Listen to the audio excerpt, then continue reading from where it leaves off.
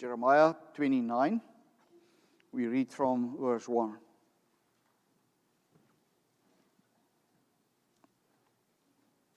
These are the words of the letter that Jeremiah, the prophet, sent from Jerusalem to the surviving elders of the exiles, and to the priests, the prophets, and all the people whom Nebuchadnezzar had taken into exile from Jerusalem to Babylon. This was after King Jeconiah and the queen mother, the eunuchs, the officials of Judah and Jerusalem, the craftsmen, and the metal workers had departed from Jerusalem. The letter was sent by the hand of Elisha, the son of Shaphan, and Gemariah, the son of Hilkiah, whom Zedekiah, king of Judah, sent to Babylon, to Nebuchadnezzar, king of Babylon. It said, Thus says the Lord of hosts, the God of Israel, to all the exiles whom I have sent into exile from Jerusalem to Babylon, build houses and live in them, plant gardens and eat their produce. Take wives and have sons and daughters. Take wives for your sons, and give your daughters in marriage, that they may bear sons and daughters, multiply there and do not decrease. But seek the welfare of the city where I have sent you into exile, and pray to the Lord on its behalf, for in its welfare you will find your welfare. For thus says the Lord of hosts, the God of Israel, do not let your prophets and your diviners who are among you deceive you, and do not listen to the dreams that they dream. For it is a lie that they are prophesying to you in my name. I did not send them, declares the Lord. For thus says the Lord, when 70 years are completed for Babylon, I will visit you and I will fulfill to you my promise and bring you back to this place. For I know the plans I have for you, declares the Lord, plans for welfare and not for evil, to give you a future and hope. Then you will call upon me and come and pray to me, and I will hear you. You will seek me and find me. When you seek me with all your heart, I will be found by you, declares the Lord, and I will restore your fortunes and gather you from all the nations and all the places where I have driven you, declares the Lord, and I will bring you back to the place from which I sent you into exile. Because you have said, the Lord has raised up prophets for us in Babylon, thus says the Lord concerning the king who sits on the throne of David, and concerning all the people who dwell in this city, your kinsmen who did not go out with you into exile, thus says the Lord of hosts, behold, I am sending on them sword, famine, and pestilence, and I will make them like vile figs that are so rotten they cannot be eaten. I will pursue them with sword, famine, and pestilence, and will make them a horror to all the kingdoms of the earth, to be a curse, a terror, a hissing, and a reproach among all the nations where I have driven them, because they did not pay attention to my words, declared the Lord, that I persistently sent to you by my servants, the prophets, but you would not listen, declares the Lord. Hear the word of the Lord, all you exiles whom I sent away from Jerusalem to Babylon. Thus says the Lord of hosts, the God of Israel, concerning Ahab the son of Kuliah and Zedekiah the son of Maaseiah, who are prophesying a lie to you in my name. Behold, I will deliver them into the hand of Nebuchadnezzar, king of Babylon, and he shall strike them down before your eyes. Because of them this curse shall be used by all the exiles from Judah in Babylon. The Lord make you like Zedekiah and Ahab, whom the king of Babylon roasted in the fire, because they have done an outrageous thing in Israel.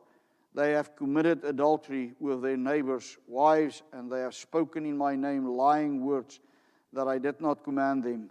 I am the one who knows, and I am witness, declares the Lord. And then the rest of the chapter basically just says that someone came up again and false prophets were preaching again. We're not going to read that. You can read that on your own this afternoon. We have already met one of these false teachers, these false prophets earlier.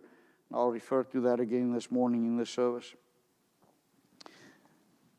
So, beloved in our Lord Jesus Christ, one of the hardest things for us as Christians so often you will agree with me, is to wait.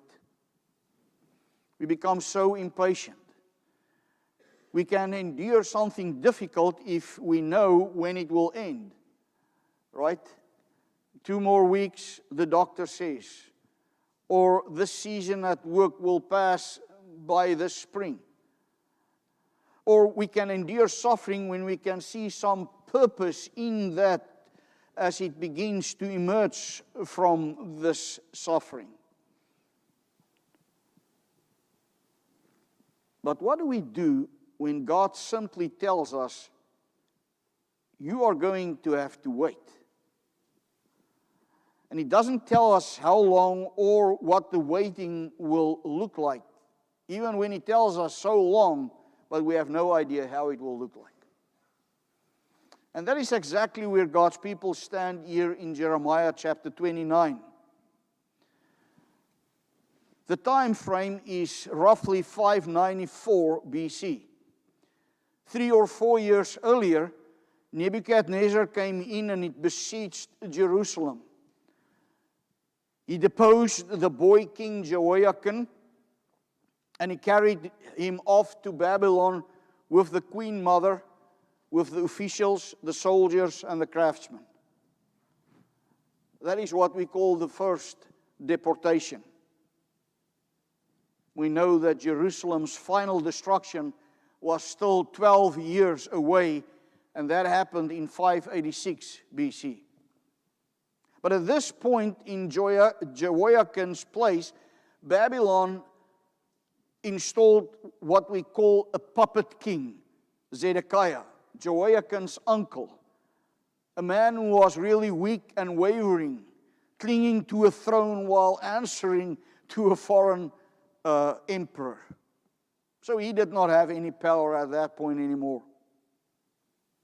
So here you see we have 2 communities of God's covenant people in 2 different places.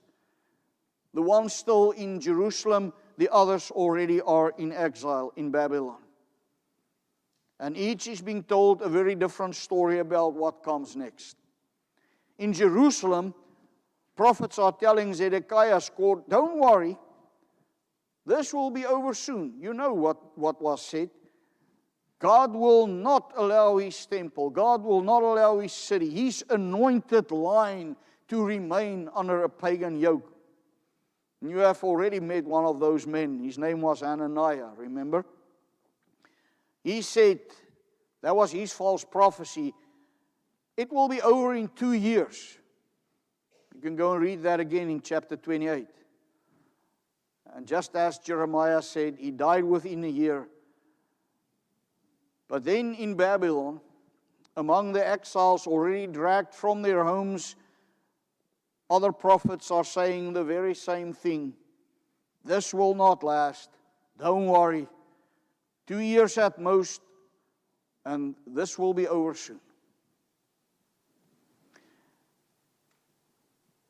But that was not God's message. God tells Jeremiah to write a letter to the exiles, spelling out exactly what His will actually was. Remember, we know He has dealt with the people in Jerusalem already. But now He must make sure that those in exile are not falling under the influence of these false prophecies. So listen to what God tells His exiled people. I read verse 5 through 7 again. He says, build houses and live in them, plant gardens and eat their produce, take wives and have sons and daughters, multiply there and do not decrease. But seek the welfare of the city where I have sent you into exile, and pray to the Lord on its behalf, for in its welfare you will find your welfare. Now think about this very practically now for a minute. These are people who have lost their homes in Jerusalem. They lost their political independence. They are basically living under God's judgment there in a strange country, among a people who do not worship the Lord. And other prophets have told them, this is only temporary.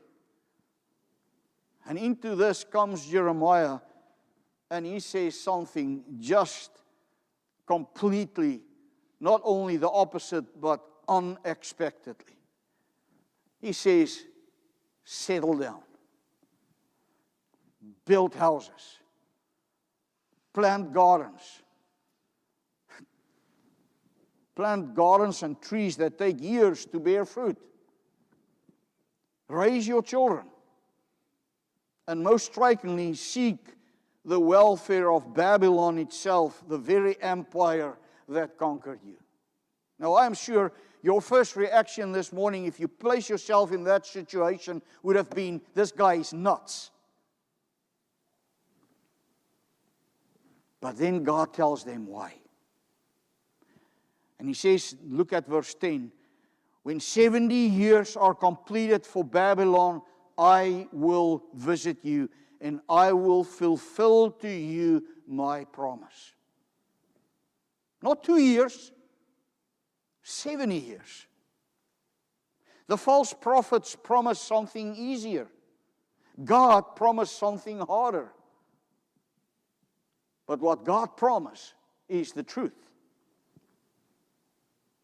Now you might ask, why build a house you may never finish paying for? Why plant a garden and marry and raise children? Invest yourself in a city that you never chose.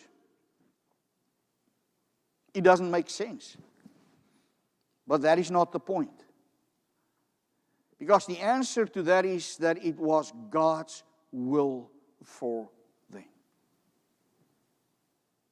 God says, this is where I place you now, and I am not moving you soon. So you see, faith, in other words, does not refuse to obey until we understand God's providence. Faith means obeying God inside His providence. Faith means obeying God under all circumstances, whether I understand it or not. The exiles had to stop living as though real life would begin only once they got back to Jerusalem, because that was their mindset at that point. And that is remarkably practical for us. How easily we put our obedience on hold while waiting for circumstances to change. I can promise you, even when I moved from South Africa over here, that first few years I thought this might be temporary.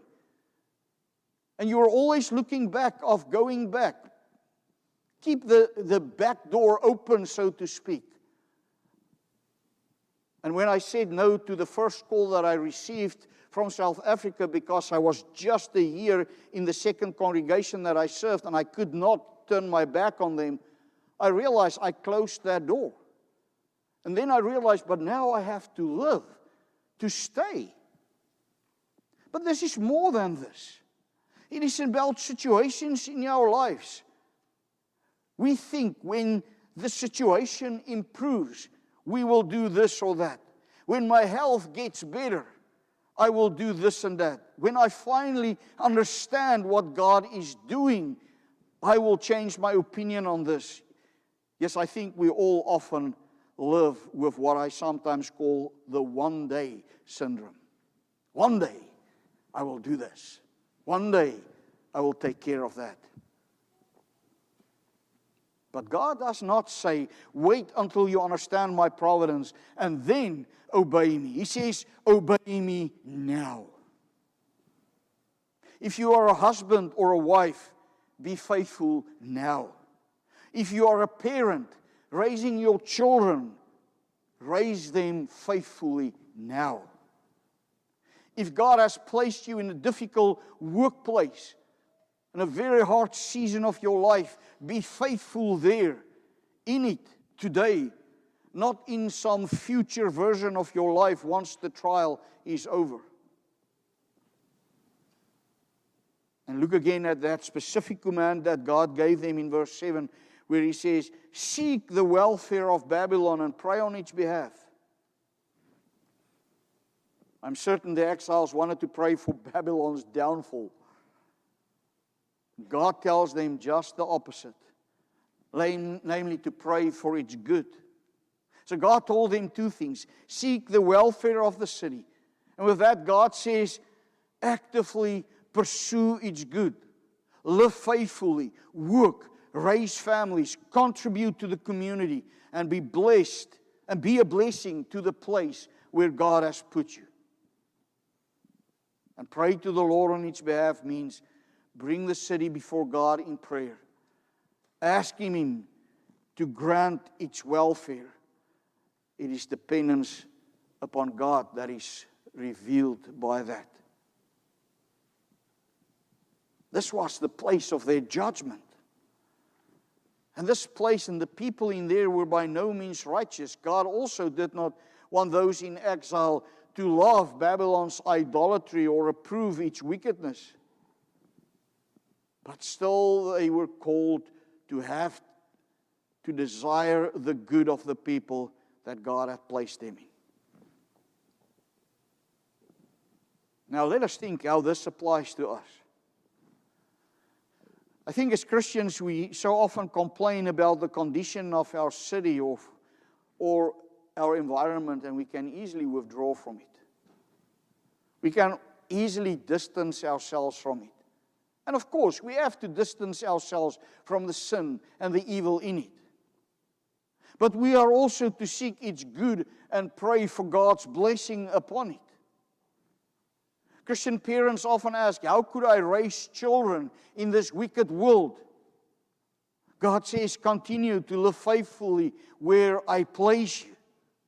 Build, plant, marry, and pray even while we don't know what the outcome will be, but trust in me completely. Be fully dependent on me. Rest in my sovereignty amidst these situations. So that raises the obvious question about the exiles. How could they wait 70 years without losing hope? And that brings us to the heart of the chapter, that faith rests on God's covenant character, not favorable circumstances. Verse 11 is one of the most familiar verses, I think, in all of Jeremiah. If I ask most of you to quote verse 11, you would have been able to do so, right? For I know the plans I have for you, declares the Lord. Plans for welfare and not for evil, to give you a future and a hope.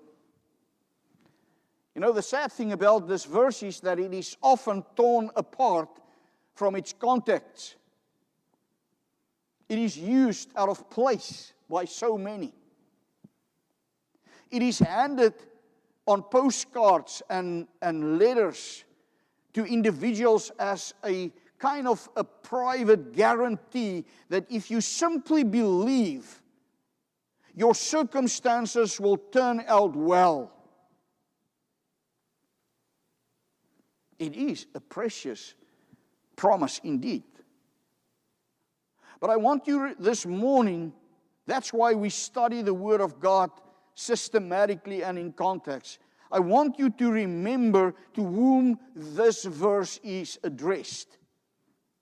It is addressed to elders and priests and prophets and all the people, verse 1, a community that has lost its homes, lost its political independence, and is living under the judgment of God. Those are the people that this verse is coming to. This is a promise spoken not into ease, but into the middle of covenant discipline that God Himself had ordained for His people. And the welfare it promises is tied to a specific dated historical event, the end of the 70 years that will come. So you see, God does not say to us, your circumstances are good. No, He's saying, my plans for you are good. And that distinction is essential because Jeremiah 29:11 does not mean everything will eventually turn into gold or work out the way you want it. You just have to believe. No. It means God's covenant purpose for His people will not and cannot fail. Their circumstances said, you are defeated, far from home, under judgment for your sin. God's covenant said, I have not forgotten you. I will gather you. I will fulfill my promise. You see, that is something completely different. And that is also the difference between, I think, optimism and biblical hope. Optimism that says things like, well, things will probably get better. Biblical hope that says, even if they don't get better, God remains faithful. Jeremiah makes this even clearer a few verses later. He says, you will seek me and find me when you seek me with all your heart. I will be found by you, and I will restore your fortunes and gather you from all the nations. Verse 13 and 14. The hope of God's people rests entirely on God's character. It did not rest on their circumstances. His discipline does not mean He has abandoned them. In fact, the exile itself is proof of His faithfulness. He had warned through Moses centuries earlier exactly what covenant rebellion would bring, and now He was doing precisely what He had said He would do. Yes, the same God who keeps His word in judgment keeps His word also in salvation. That is why the false prophets were so dangerous. They offered an, let's call it, immediate escape that God has never promised. God promised eventual restoration, comfort with repentance, not comfort instead of it. And that distinction still matters. We live surrounded by voices offering quick answers these days. And even within the church, we can be tempted to think that enough faith or the right prayer guarantees the outcome that we want. But Scripture never makes that promise. It promises something better. It promises God Himself. So where is your hope actually anchored? Does it rest in the doctor's report that shows improvement? Does it rest in your financial returns? Or in your family becoming what you want it to be? Or is it resting in the character of the God who has bound Himself to His people by covenant? Because if your hope depends on circumstances, your faith will rise and fall with those circumstances. If it rests on God's covenant faithfulness, you can stand even while everything around you is shaking and even collapsing. The evidence of true faith is not what we receive, what we pray, that we receive what we prayed for. It is that we accept what we receive from the hand of the Lord, that you and I trust each day in our lives. And now the greatest question remains. How can sinful people like us have such confidence in God's covenant faithfulness at all?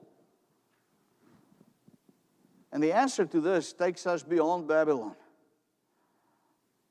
That brings me to my final point, that our hope is Christ and the new covenant. The exile eventually ended. God kept His promise. In 538 BC, under Cyrus of Persia, many of God's people returned to Jerusalem, just as Jeremiah had promised. God's word once again had proven to be true. Israel's return from Babylon was not simply a reset to the exact spiritual condition before the exile. There was among the people a genuine turning away from many of the sins that had characterized their pre-exilic period of life, especially the persistent idolatry that had brought judgment upon them. But if you go and read Ezra and Nehemiah, you realize soon that God's people were still a sinful people. The exile did not accomplish the final work of redemption in their lives. It restrained and exposed sin. It disciplined God's covenant people. It brought them back to the land, but it could not by itself give them the fullness of the new covenant heart promised in Jeremiah 31. They still needed new transformed hearts, forgiveness, and covenant renewal that was given in Deuteronomy 30 and Jeremiah, both as promises. And that fuller promise comes just 2 chapters later, where Jeremiah records what God had been building toward all along, when he says, "Behold, the days are coming, declares the Lord, when I will make a new covenant with the house of Israel and the house of Judah. I will put my law within them, and I will write it on their hearts. I will forgive their iniquity, and I will remember their sin no more." God's people did not ultimately need merely to return to Jerusalem. They needed forgiveness. They needed new hearts. They needed a covenant that could accomplish what sinful people never could accomplish themselves. And that promise finds its fulfillment in Jesus Christ, our Lord and Savior. On the night before his crucifixion, he took the cup and he said, "This cup that is poured out for you is the new covenant in my blood." Jeremiah's promised new covenant had arrived in the beloved Son of God, established not by Israel's obedience, but by Christ's own blood. The future and hope of God's people do not finally rest on their ability to stay faithful to God. It's impossible. It rests on God's faithfulness to them in Jesus Christ, whom He sent, who eventually bore the curse and died in the place of His people and rose from the grave. Yes, the exile lasted 70 years. We do not know how long some of our own trials will last. We may pray for something for years and never receive the answer we wanted. We may even die while still waiting. But the Christian's ultimate hope cannot be destroyed by an unanswered prayer, or so we think, or a hard providence, because it was never grounded in the outcome of that prayer to begin with. It is grounded in what Christ has already accomplished for us. This is where Jeremiah 29:11 becomes something far greater than the slogan that it is often reduced to. Our future is guaranteed not because everything in this life will go according to our plans, but because God's redemptive plan has already been secured in Jesus Christ. The empty tomb is God's answer to every fear that you and I might have that says, what if God's promise fails? It cannot fail. Christ has risen. And because He has risen, the believer has a future that suffering cannot destroy. That is why Paul can say, we know that for those who love God, all things work together for good. Notice Paul does not say all things are good. Exile was not good. Babylon wasn't good. Sin and suffering are not good. But God is sovereign and faithful enough to take even what is evil and work it toward the good He has promised, that we would be conformed to the image of His Son. That is the Christian's future. Not merely an easier life here on earth, or the resolution of today's problem, but to become Christ-like in His resurrection, in His glory. So, beloved, what should we do when God makes us wait? I think two things stand out. The first is obey Him. Build your house. Plant your garden. Serve your family in your church. Pray for your neighbors. Be faithful exactly where He has put you, without putting obedience on hold until providence gets easier.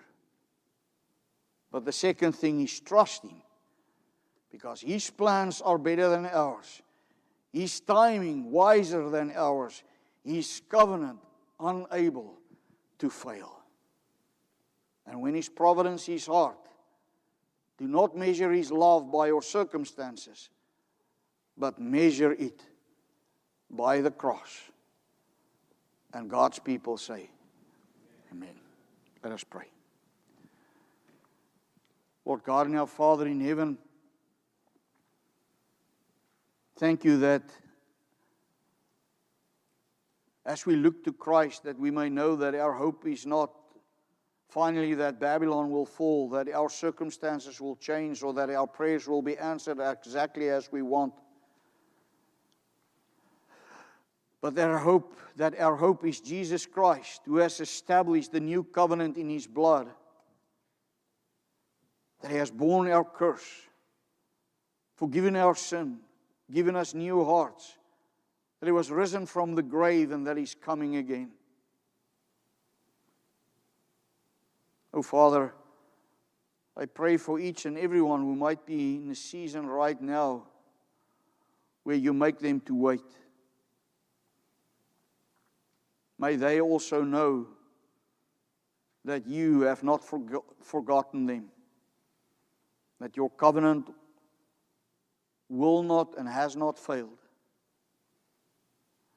that our future does not hang on our ability to understand today,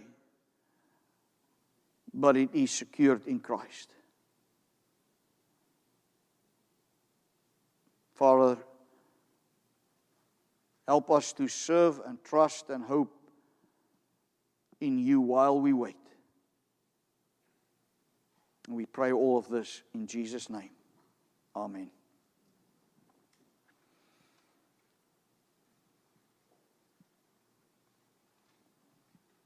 Let's end with the singing of O Father, You Are Sovereign.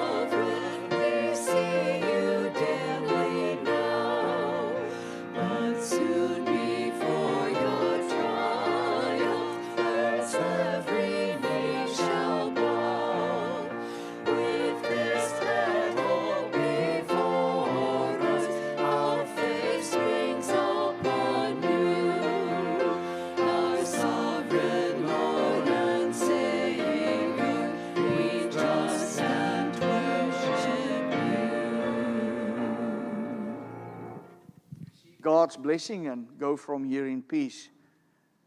Now may the God of peace himself sanctify you completely, and may your whole spirit and soul and body be kept blameless at the coming of our Lord Jesus Christ. He who calls you is faithful. He will surely do it. Amen.